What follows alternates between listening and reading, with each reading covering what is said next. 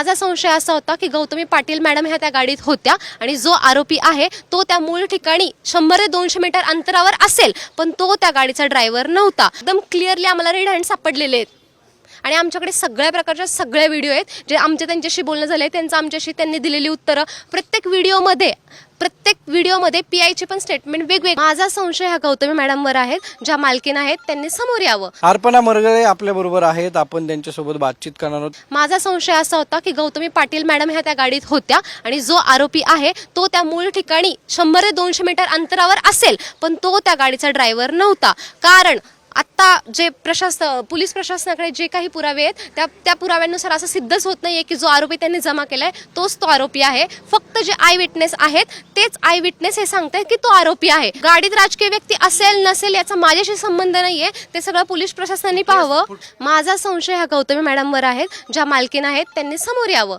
माझं एवढं crystal clear बोलणं आहे, गौतमी मॅडमने समोर यावं आणि त्यांनी सांगावं.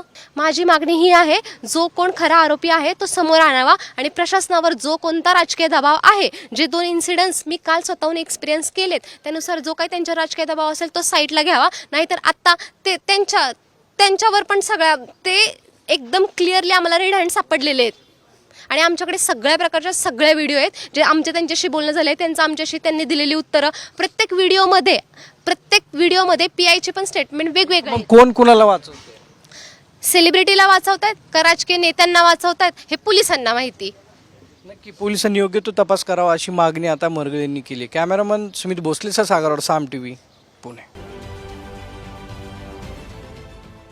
देश विदेशातील प्रत्येक घडामोडींचे लाईव्ह अपडेट मिळवण्यासाठी आता साम टीव्हीच्या सर्व सोशल मीडिया प्लॅटफॉर्मला लाईक, फॉलो आणि सबस्क्राईब करा. तसंच सर्व नोटिफिकेशनसाठी बेल आयकॉन प्रेस करायला विसरू नका.